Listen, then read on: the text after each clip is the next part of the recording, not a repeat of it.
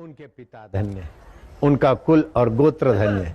कुलोद्भव, उनके कुल में जो उत्पन्न होंगे उनको भी शिव जी उदारता से पहले ही आशीर्वाद दे देते, धन्यवाद दे देते।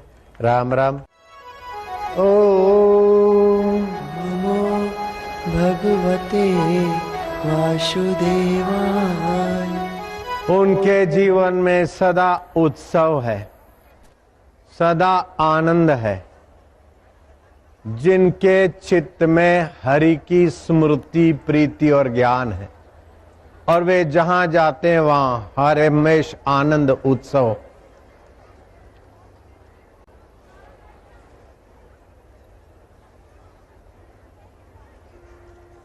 स्वर्ग में कभी कभी उत्सव होता है और देश में भी पर्व के दिन, उत्सव के दिन उत्सव होता है, लेकिन जिनके हृदय में भगवत प्रीति है उनका जीवन ही उत्सव है। जहां जाते उत्सव ही उत्सव है। चाहे दिल्ली जाओ, चाहे कोल्हापुर जाओ, चाहे काशी जाओ, चाहे करवीरपुर जाओ, सदा समाधि संत की आठों पहर आनंद। अकल मता कोई उपजा गिने इंद्र को रंग। हरि अभिधीयते, हरि का ज्ञान, हरि की प्रीति और हरि में विश्रांति।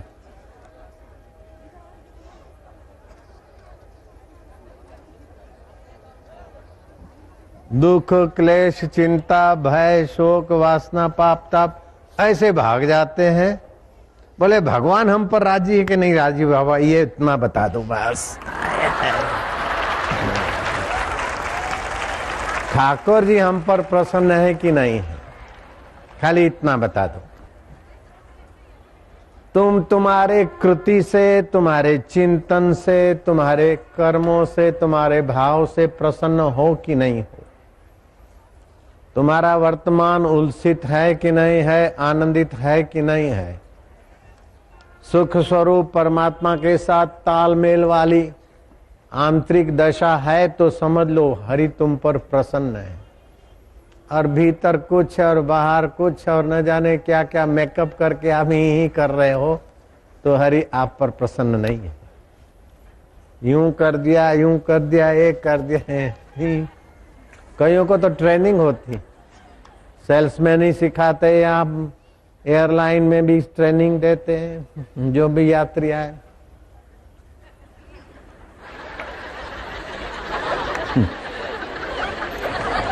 मैं अमेरिका पहली बार गया, मैंने सोचा कि यहाँ इतनी भक्ति नहीं, ज्ञान नहीं, योग नहीं, फिर भी लोग कितने हंसते हैं, कितने पुण्यात्मा होंगे।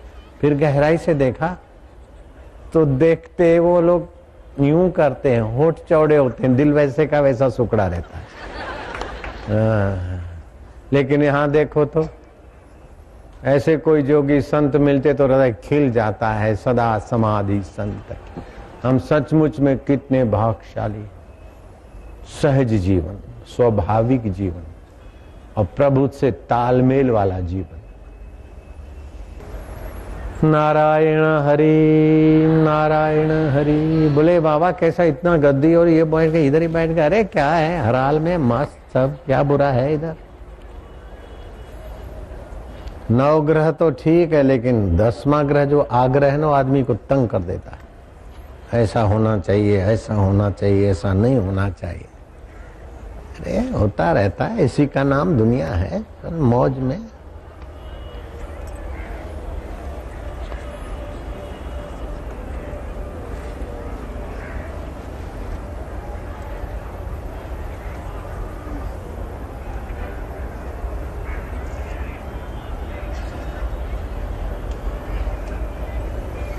मैंने दोपहर के सत्संग में कहा था कि वासना को मिटाना बहुत बहुत दुर्लभ है। 60 हजार वर्ष तपस्या किया। हिरण्याकश्यपु ने हिरणपुर बनाया सुवर्ण का, दुनिया भर के वरदान ले लिए, फिर भी दुखों से जान नहीं छूटी। और मरते समय कैसा मरा, भगवान को अवतार लेकर उसे मारना पड़ा। लंकापति रावण 60 हजार वर्ष तपस्या, सोने की लंका तो बनाई और मनचाही भोग वासनाओं की चीजें तो उपलब्ध की, लेकिन आखिर निराश होकर मरा। रावण कोई साधारण आदमी नहीं था, बहुत ऊंची समझ का धनी था, लेकिन वासना निवृत्त करके साक्षात्कार का रास्ता शबरी को जो मिल गया गुरु कृपा से, मीरा को जो मिल गया, रहीदास को जो मिल गया, कबीर और नानक जी की जो ऊंचाई थी, उसके आगे हिरण्याकश्यपु और रावण बबलू रह गए। लीलाशाह बापू को जो खजाना मिला, उसके आगे रावण बबलू रह गए, केवल वासना के कारण। तो वासना निवृत्ति में एक आपका इरादा हो और दूसरी युक्ति हो, बस। युक्ति तो हम बता दें, शास्त्र बता देते हैं, लेकिन आपका इरादा हो। चाह चमारी चूहरी अति नीचन की, नीच तू तो पूरन ब्रह्म था जो चाह न होती बीच। ऐसा हो जाए तब मैं सुखी हो जाऊं, ऐसा हो जाए तब मैं सुखी हो जाऊं, ये बना लूं तब सुखी हो जाऊं, ये पालूं तब सुखी हो जाऊं। ये एक ऐसी बेवकूफी वाली वासना है कि सब करते कराते रावण जैसे, हिरण्याकश्यपु जैसे भी दुखी दुखी रह जाते। बस इरादा थोड़ा सा बदलो, नजरें बदली तो निजारे बदले, किस्ती ने बदले रुख तो किनारे बदले। कुछ पाकर, कहीं जाकर, कुछ मिटाकर, किसी को मिलकर, किसी से बिछड़कर, फिर मैं सुखी हूं, इस चक्कर में मत पड़ो। मैं कौन हूं बस, और प्रभु कैसे। प्रभु के स्वभाव को जान लो, दुनिया के स्वभाव को जान लो, बस निर्दुख हो जाओगे। खाली दो ही बात, संसार के स्वभाव को जान लो और परमेश्वर के स्वभाव को जान लो, सदा के लिए मौज हो जाएगी। उमा राम स्वभाव जे ही जाना, ताही भजन तजी भावन आना। अनंत ब्रह्मांडों के रोम रोम में जो रम रहे उस परमात्मा को राम कहते हैं। उमा राम स्वभाव जे ही जाना, जिन्होंने उस सच्चिदानंद रोम रोम में ब्रह्मांडों में बसे हुए परमात्मा के स्वभाव को जाना, वो उसका भजन छोड़कर दूसरे भाव में जा ही नहीं सकता, रुक ही नहीं सकता, फंस ही नहीं सकता। और जगत के स्वभाव को जानो तो वहां टिक नहीं सकते। जगत का स्वभाव है नित्य परिवर्तन, नित्य नाश, छल कपट, धोखेबाजी और नश्वरता। कितनी भी पत्नी प्यारी लगे, पता प्यारा लगे, लेकिन एक दूसरे से धोखाबाजी किए बिना नहीं रहते। कितने भी एक दूसरे के गुणगान करके दीवाने से लगे, चंद्रमुखी तेरे बिना भी क्या जीना, वो बोले प्राणनाथ, पानी की घूंट भी नहीं निकल सकती तो आइसक्रीम क्या खाऊं, तुम कॉलेज में नहीं आते तो प्राणनाथ, मेरे प्राणी निकल जाते। वे ही लोग लवर लवरी बनकर शादी करते, बोलते तूने मेरी सत्यानाश कर दी, तू चंद्रमुखी नहीं, तू सूर्यमुखी है, तू तो ज्वालामुखी है। तो प्राणनाथ नाथ फिर अनाथ बना देती है और लड़ते झगड़ते। Young person says life is full of Joy, but wise person says life is full of serow. जवान समझते जिंदगी मजा लेने की, लेकिन दुनिया का, संसार का स्वभाव जानो तो दूर से ही राम राम करो बाबा। तोबा है तोबा। नश्वरता तो लगी है, लेकिन कपट, काम, क्रोध, लोभ, मोह, शोक, चिंता, भय और अस्थिरता। अभी चुनावी दौर चल रहा है, तो 540 सीटें, कई हजार लोगों ने धक्का मुक्की करके चुनाव लड़े हैं और उसमें से 540 ही के 40 जीतेंगे नहीं। 540 सीटें पूरी नहीं आएगी, कुछ उसमें से भी कम रहेगी, और उसमें से भी न जाने कितनी पार्टी, कितने एक दूसरे पे आरोप प्रति आरोप, सब कर करा के सीटें आ गई। मेरी सरकार, तेरी सरकार, मिली सरकार अथवा स्वतंत्र मेरी सरकार बन गई। फिर भी आयुष्य ही तो नाश होता है। अहम ही तो पोषित होगा कि मैं प्राइम मिनिस्टर हूं, मैं फलाना हूं, मैं फलाना हूं। अपनी मैं को तो जाना नहीं, झूठी मैं को फलाना मानकर आयुष्य बर्बाद हो। जगत के स्वभाव को जानो तो आसक्ति मिट जाए, और भगवान के स्वभाव को जानो तो प्रीति अमिट हो जाए। भगवान अमिट है तो आपकी प्रीति नित्य नवीन रस अमिट हो जाएगा। भजन का अर्थ नहीं माला घुमाया या गीत गाए या तालियां बजाई या कुछ किया। किम लक्षणम भजनम रसनम लक्षणम भजनम, जो परम रस है उसमें मन लगे, इसका नाम भजन है। फिर शबरी की बुहारी की सेवा से उस परम रस की तरफ यात्रा हो, मीरा की गुणगान गीत गान करने से, हनुमान जी के सेवा कार्य से हनुमान जी को रस आता हो, जनक को प्रजा का पालन करते करते भजन का रस आता हो, बापू को यहाँ बैठ के भी रस आए, वहां बैठ के भी रस आए और गाड़ी में आते जाते भी रस आए, सब भजन है। क्या ये बेरस बैठे हैं हम?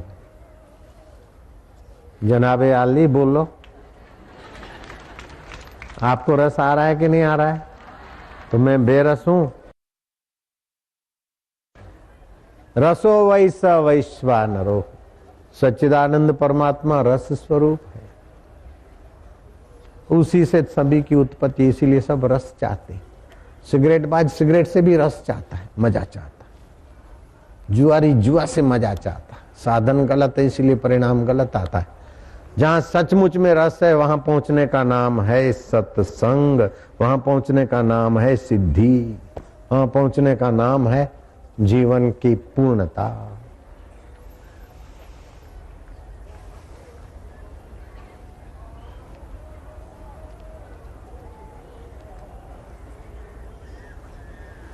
और जहां पूर्ण रस दूर भी नहीं, दुर्लभ भी नहीं, पराया भी नहीं और परिश्रम साध्य भी नहीं है। ओहो क्या बताएं, दूर नहीं, दुर्लभ नहीं, परिश्रम साध्य नहीं और फिर भी टिकते नहीं, इसी का नाम है माया।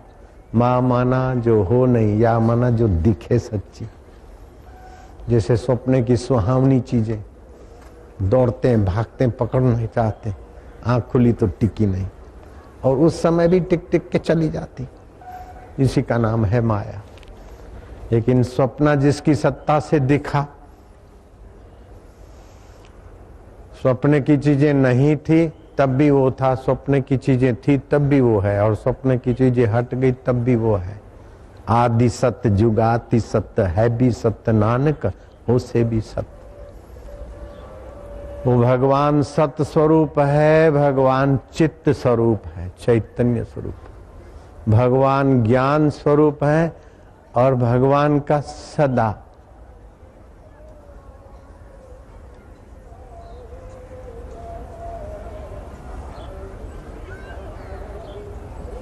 है पना है। एक बड़े नास्तिक व्यक्ति ने, कम्युनिस्ट विचार का था और नास्तिक भी था और कम्युनिज्म में मानता था, बाबा को कहा बाबा तुम भगवान को मानते हो क्या? बोले हाँ मानते। भगवान के विषय में आपका क्या विचार है? बोले भगवान है। बोले आपने देखा है? बोले हाँ। बोले कहाँ है भगवान? बाबा तो बाबा थे। बोले मैं ही भगवान हूं। लो, तो बोले बाबा भगवान तो दुनिया बनाते हैं, आप दुनिया बना के दिखाओ। बोले भगवान दुनिया बनाते हैं, ये कौन से शास्त्र में किस प्रक्रिया से है और कहाँ बैठ के भगवान ने दुनिया बनाई, कैसे बनाई, ये तुम सिद्ध करके दिखाओ, फिर मैं दुनिया बना के दिखाता हूँ। तो नास्तिक गए बीते नहीं होते हैं, कम्युनिस्ट भी कुछ सभी गए बीते नहीं होते हैं। सिद्धांत में कुछ ऐसा होता है, बाकी सभी में कुछ न कुछ योग्यताएं तो होती।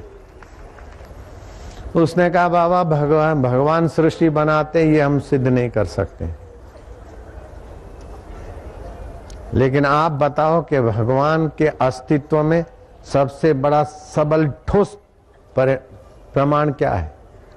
बोले भगवान है कि नहीं इसमें शंका हो सकती है, लेकिन मैं हूं, दुखी सुखी भला बुरा जिंदा मर गया, मरने के बाद भी ये मुर्दा है, लेकिन मैं हूं। जिसकी अस्वीकृत नहीं होती है वो परमात्मा है, वो सत्य है। इस शरीर में नहीं था, पहले भी मैं था, अभी भी हूं, मरने के बाद भी मैं रहूंगा, मैं सत्य हूं। सत्य ही ईश्वर है, चित्त ही ईश्वर है, अस्थि ही ईश्वर है। उस बेचारे को ये बात माननी पड़ी। जो कभी साथ न छोड़े, जिसके लिए तुम अस्वीकार नहीं कर सकते, उसी का नाम है आत्मदेव। ये जरा सूक्ष्म ज्ञान है, लेकिन उसमें अगर 3 मिनट टिक जाए भगवान का स्वभाव प्रकट हो जाएगा। दोबारा जन्म की, मां के गर्भ की पीड़ा नहीं होगी और मृत्यु का कष्ट नहीं होगा। राग द्वेष काम क्रोध सताने वाले चोर जहां आते हैं, उस दशा से आप ऊपर उठ जाएंगे। ये ऐसा ज्ञान भगवत गीता में है, दुनिया के और कोई मजहब में ऐसा खुला और एकदम साफ।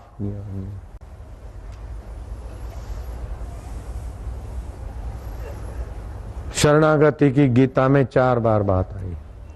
बुद्धि के शरण जाओ, महापुरुष के शरण जाओ। अर्जुन का मुंह पिचक गया। फिर भगवान ने देखा कि वास्तव में अर्जुन कोई साधारण नहीं थे। उपनिषदों का अध्ययन किया हुआ था अर्जुन जी का, संयम की मूर्ति थे। और कठोर उपनिषद जैसे उपनिषद भी समझा हुआ था अर्जुन। तब कृष्ण ने कहा सर्वधर्मान परित्यज्य, सब धर्मों को छोड़, मैं क्षत्रिय हूं, मैं ये हूं, मेरा ये कर्तव्य, तुम मेरी शरण आ। मेरी शरण आके छोड़ नहीं दिया। अहम त्वाम सर्व पापेभ्यो मोक्षयामि मा शुचः, तुझे सब पापों से मुक्त कर दूंगा। देह को मैं मानना और बाहर से सुख की वासना रहना, यही तो पाप है। अपने आप में पूर्ण सुखी हो जाना, यही तो पुण्य की पराकाष्ठा है। अर्जुन को वहां पहुंचा दिया। और मजहबों में लिखा है जिस जिस मजहब के बड़े हैं उनकी बात मानो, लेकिन गीता कहती है आप बुद्धौ शरणम गच्छ, अपने बोध स्वरूप ज्ञान स्वरूप चैतन्य की शरण जाओ। बुद्धि में जो चैतन्य प्रकाशित हो रहा है, जो बुद्धि का अधिष्ठान, बुद्धि बदलती फिर भी जो नहीं बदलता है, मन बदलता है फिर भी जो नहीं बदलता है, परिस्थितियां बदलती फिर भी नहीं बदलता, ऐसे उस बुद्ध स्वरूप बोध स्वरूप ज्ञान स्वरूप परमात्मा की शरण जाओ।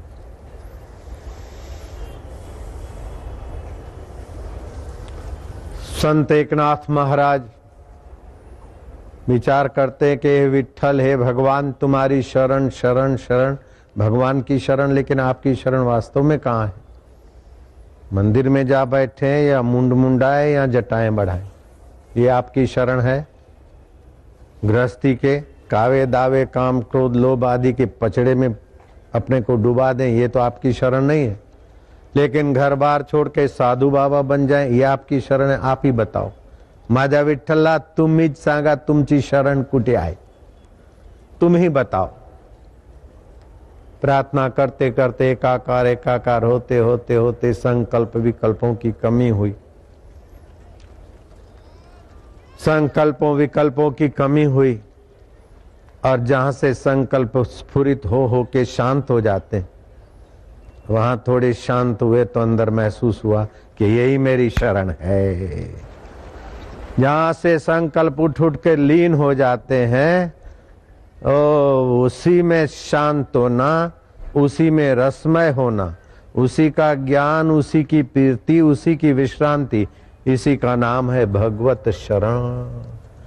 तमेव शरणं गच्छ, तमेव शरणं गच्छ, सर्वभावेन भारत, सर्वभावेन भारत, तत्प्रसादात् परां शान्तिं, तत्प्रसादात् परं शान्तिं, स्थानं प्राप्यसि शाश्वतम्, स्थानं प्राप्यति शाश्वतम्। उस प्रसाद से परम शांति, परम सुख मिलेगा। सबकी गति, सबके भरता, भरण पोषण करने वाले, सबके स्वामी और सभी के साक्षी, और सभी का निवास स्थान भगवान। जैसे स्वप्न आता है, स्वप्न की चीजों का निवास स्थान स्वप्न का साक्षी आत्मा है। स्वप्न की उत्पत्ति के जीवों का स्वामी आत्मा है और उनका पालन पोषण करने वाला स्वप्न दृष्टा पुरुष है। ऐसे ही सारे ब्रह्मांड में ये जो दिख रहा है स्वप्न, तुम्हारा रात्रि का स्वप्न का भरण पोषण करने वाले और गति भरता भोक्ता स्वामी ईश्वर तुम हो साक्षी। ऐसे ही तुम इस शरीर को मैं मानना छोड़कर उस सच्चिदानंद के वास्तविक स्वरूप को जान लो तो तुम्हारा देह का भ्रम मिट जाएगा। तो तुम्हें लगेगा कि ओहो, जैसे पानी की तरंग और पानी एक है, ऐसे ही जीव का आत्मा और परब्रह्म परमात्मा एक ही है। वासुदेव सर्वमिति स महात्मा सुदुर्लभ। अपने वासुदेव स्वभाव का पता चल गया, ऐसा महात्मा बहुत दुर्लभ है। भगवान कृष्ण की नजर में जो बहुत दुर्लभ है, ऐसे दुर्लभ तत्व को पाने के लिए निर्वासनिक हो जाए, भगवत तत्व का ज्ञान हो जाए, उसमें विश्रांति थोड़ी सी मिल जाए, हो गया काम। 60,000 वर्ष तपस्या वाला उसके आगे बबलू है।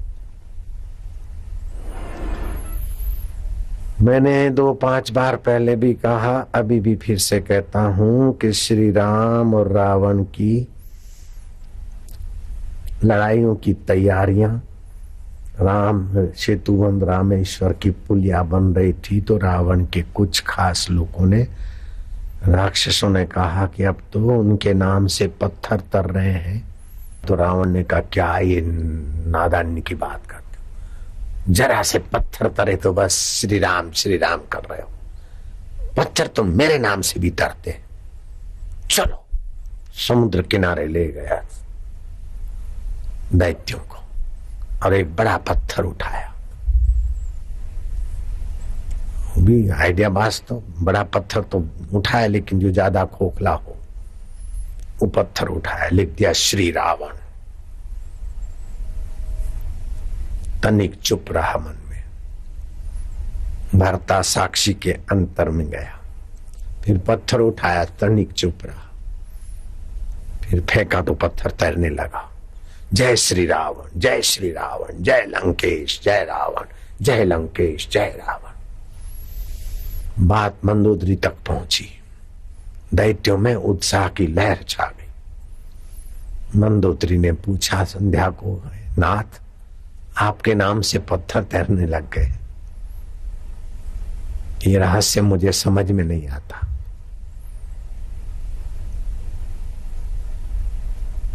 आप मेरे आगे तो सच्ची बात बताएंगे ऐसी मेरी भावना है। बोले मंदोदरी, तामस तन ताते भक्ति न हुई।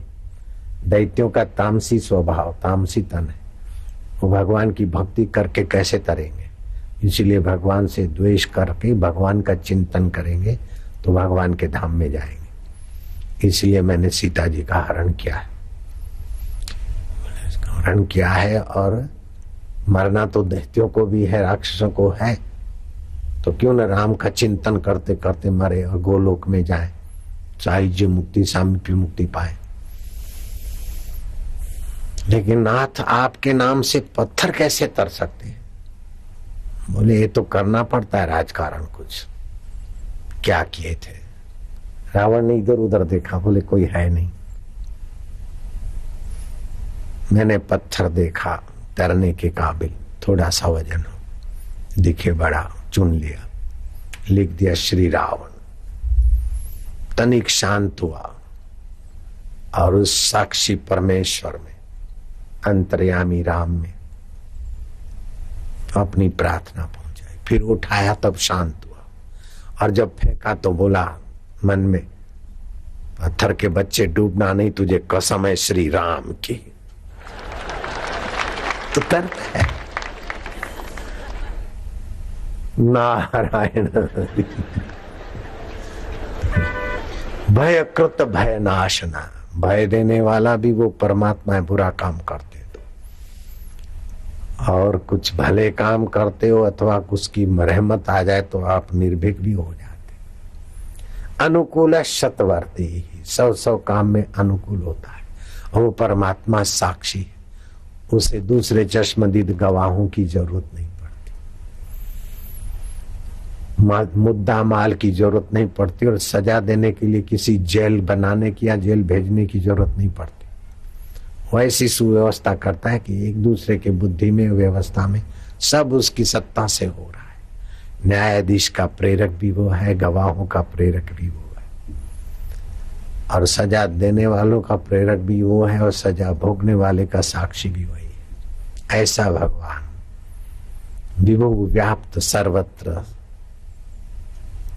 समान। अब उस परमेश्वर को कैसे पाए? वो परमेश्वर है सत्य। सत्य के बल से गति होती है। कई शरीर बदलते हैं लेकिन हमारा सत्य स्वभाव नहीं बदलता। बाल्यकाल में की गति, जवानी की गति, प्रौढ़ अवस्था की गति, वृद्धत्व की गति, उसको जानने वाला परमात्मा का सत्य स्वभाव। भगवान के चित्त स्वभाव से मति का पोषण और परिवर्तन दिखता है, और भगवान के आनंद स्वभाव से ही हमारे जीवन में रति प्रीति दिखती है।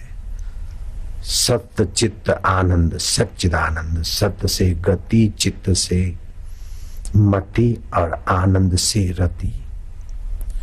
भगवान के उस स्वभाव से हमारे चित्त में ऐसा होता है। भगवान में न रति है, न गति है, न मति है। भगवान सच्चिदानंद पूर्ण है, लेकिन उनके सत्य स्वभाव से गति चित्त में होती, उनके चित्त स्वभाव से हमारी मति में गति होती, और उनके आनंद स्वभाव से हमारे चित्त में रति होती है। तो रति अर्थात सुख की, आनंद की, सब में चाह होती। गति में एक चलना होता है, दूसरा बोलना होता है, तीसरा सोचना होता है, और चौथा बैठना होता है। भगवान भरता है, हमारा भरण पोषण करने वाले भगवान है। पेड़ पौधों को, जीव जंतुओं का भरण पोषण की व्यवस्था, सत्ता भगवान की।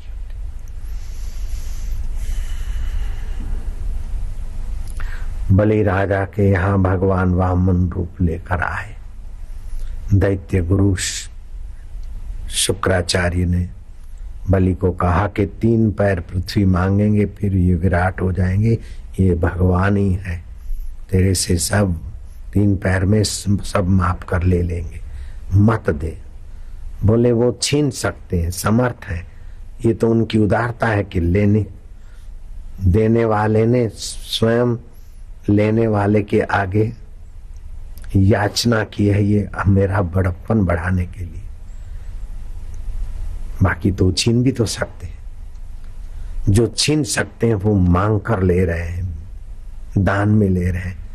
ये मेरा महत्व बढ़ाने की भगवान की विशेषता है, मुझे देने दो। बोले तू मानता नहीं, बहुत कुछ खींचा खींची हुई। आखिर दैत्य गुरु नाराज हो गए। बोले बलि मैं तुझे श्राप देता हूं, तेरा सर्वनाश हो। बलि हंसने लगे कि भगवान कैसे है, आपके द्वारा श्राप के द्वारा भी, सर्वनाश के श्राप के द्वारा भी दिलाने की तो आज्ञा दे रहे हैं ना। सर्व तो दे ही रहा हूं, पहले तो आप ही मना कर रहे हो, अभी आपके चित्त को भी प्रेरित करने वाला साक्षी वही है गुरु जी कि जा तू मेरी बात नहीं मानता तो तेरा सर्वनाश। आप ही कहते थे मत दे, और सर्वनाश दे करने का श्राप देके आप ही तो रास्ता खुला कर रहे। वो कैसा प्रेरक साक्षी।